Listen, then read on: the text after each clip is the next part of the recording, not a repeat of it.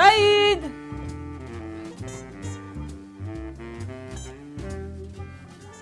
Saïd! Mais je t'appelle depuis tout à l'heure. Mais c'est quoi tous ces livres là? C'est quoi tout ce bazar? En soirée au souk? Eh mais tu fais quoi Saïd? Ah, Mais je t'avais pas je vu, t'appelle Fatima, depuis t'es tout là. à l'heure. Attends, mais je suis en train de mettre en place une stratégie, mais de malade, pour atteindre, regarde, le monde entier. Je mets en place une stratégie là, Fatima. Tu vois pas? Regarde, il faut qu'on atteigne véritablement le monde là.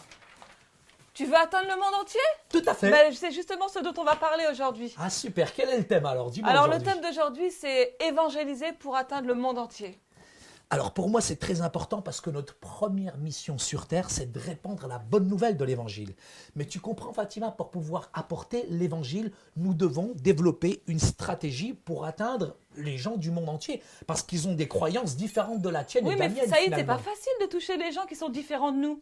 C'est pas évident.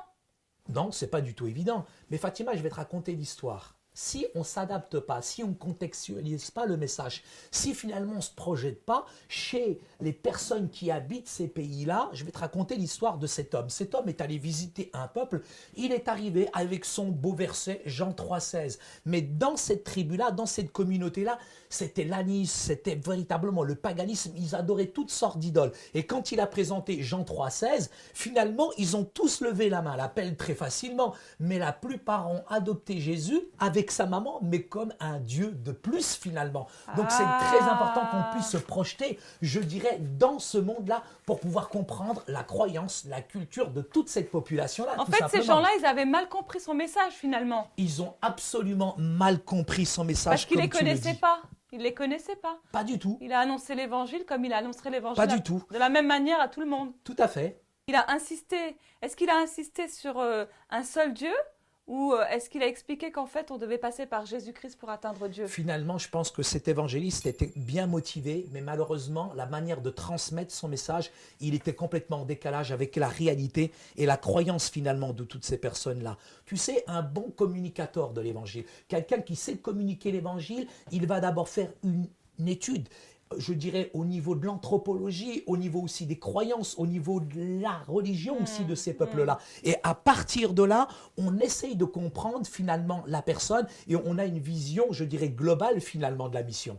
Est-ce que tu as un exemple? Oui, j'ai un exemple à plusieurs reprises, tu sais, on était, je dirais, dans cette histoire-là, où ce fermier, quand il est allé, ce fermier qui s'est converti, ce fermier qui a levé la main, je dirais, lorsque cet évangéliste a apporté le message, comme tous les autres, etc. et tout, il a érigé à l'intérieur de chez lui, non seulement Jésus, mais aussi Marie, elle est devenue un Dieu de plus. Donc finalement, c'est là où finalement cet homme, je dirais, a compris finalement qu'il avait mal communiqué le message. Il nous faut comprendre le système économique, les origines familiales, religieuses, mais aussi comment finalement le monde, je dirais, fonctionne aujourd'hui. Il est important qu'on ne soit pas finalement en décalage avec, je dirais, parce que même ça- les cérémonies ouais, traditionnelles c'est ça. de ces peuples-là. En fait, sa vision du monde, à lui, c'était un obstacle à l'évangélisation. Tout à Parce fait. qu'il avait sa propre vision du monde. Il n'avait pas la vision de ce peuple. Non, il n'avait pas du tout la vision de ce peuple. Tu sais, quand on ne se projette pas, malheureusement, on ne peut pas comprendre finalement toutes les barrières, qu'elles soient spirituelles ou psychologiques finalement, de tous ces peuples-là. Et c'est vraiment important, avant d'annoncer l'évangile, d'étudier, de comprendre le peuple, parce que sinon, ça peut en fait faire l'effet inverse, et en fait, ça peut devenir une barrière finalement. Si on n'a pas bien saisi. C'est comme l'histoire que tu nous as racontée. Il pensait que c'était un Dieu de plus. Donc Tout à finalement, fait. c'est plutôt un obstacle Je qu'une pense réussite. que tu as bien résumé, Fatima, en quelque sorte, le problème de notre ami, quoi. Pour essayer d'atteindre le monde, nous avons véritablement besoin de voir quelles sont finalement la culture, la mentalité Mais de tu ce sais, Saïd, peuple. moi j'entends souvent dire que en fait, le Saint-Esprit, ça suffit pour aller toucher les gens. On n'a pas besoin de connaître leur culture, puisque le Saint-Esprit, il est là et qu'il nous assiste. Je crois qu'il y a une chose qu'on n'a pas compris, c'est que nous, on arrive avec notre savoir, notre intellectualisme, nos expériences, mais il faut comprendre qu'on dépend toujours d'une personne. On en a parlé déjà à plusieurs reprises. Oui. On dépend de qui? Du Saint-Esprit. Du Saint-Esprit, et c'est le Saint-Esprit, quand on dépend de lui, qui amène la puissance à travers la parole de Dieu. Et ça, c'est essentiel dans la communication de l'Évangile. Nous dépendons du Saint-Esprit, nous arrivons avec la puissance de la parole, et les deux, je dirais, ça forme véritablement un tout.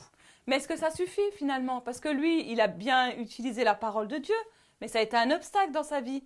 Si je regarde les Écritures, tu sais, l'apôtre Paul lui-même s'est projeté, il a étudié, il a marché, il a compris la mentalité, je dirais, des différents peuples dans lesquels il côtoyait. Et petit à petit, quand il a compris la mentalité, c'est à ce moment-là, on le voit, l'apôtre Paul, qu'il a commencé à apporter le message. D'accord, donc il l'a fait dans la puissance du Saint-Esprit, mais il connaissait le peuple.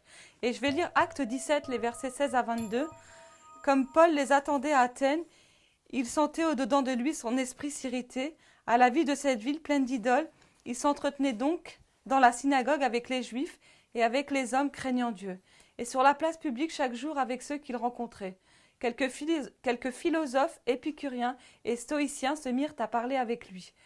Et les uns disaient « Que veut dire ce discoureur ?» D'autres, l'entendant annoncer Jésus à la résurrection, disaient « Il semble qu'il annonce les divinités étrangères. » Alors ils le prirent et l'emmenèrent à l'aéropage en disant « Pourrions-nous savoir quelle est cette nouvelle doctrine que tu enseignes, car tu nous as fait entendre des choses étranges, nous voudrions donc savoir ce que cela peut être. » Or, tous les Athéniens et les étrangers demeurent à Athènes, ne passaient leur temps qu'à dire et à écouter des nouvelles.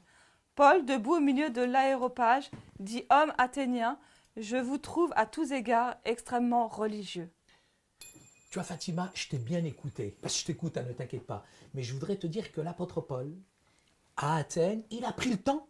Il a véritablement pris le temps et il a compris que ces gens-là ne fonctionnaient que dans le sens de la rhétorique. Et on voit que l'apôtre Paul va rentrer finalement dans leur culture, dans leur mentalité et il va visiter tout Athènes et il va trouver qu'il y a une idole.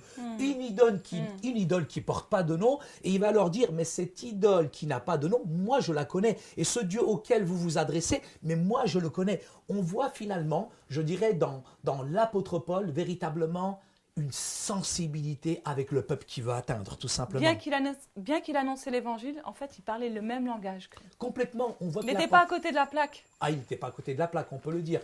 Mais ce qu'on peut en tout cas souligner encore, c'est que l'apôtre Paul, il a identifié les différentes barrières et avec ces barrières-là, elles ne sont pas devenues un obstacle, mais plutôt un avantage pour communiquer. C'était l'apôtre Paul, Fatima, c'était l'un des plus grands communicateurs, je dirais, de la première église.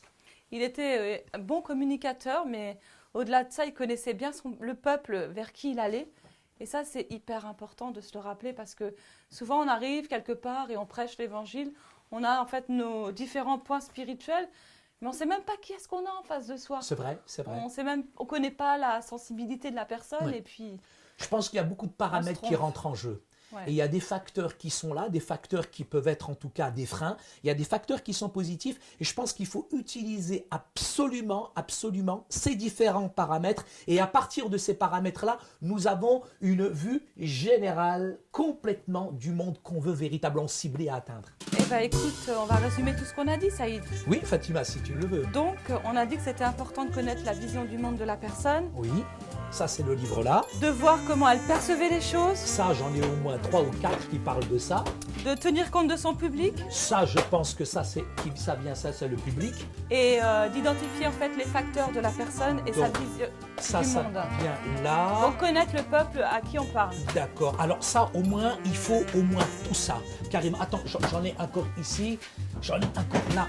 Ici. Mais Saïd, mais là, mais calme-toi. Il faut étudier, Fatima. Oui, mais attends, petit à petit, t'as vu, tu vas pas utiliser ça en un jour. Pour identifier...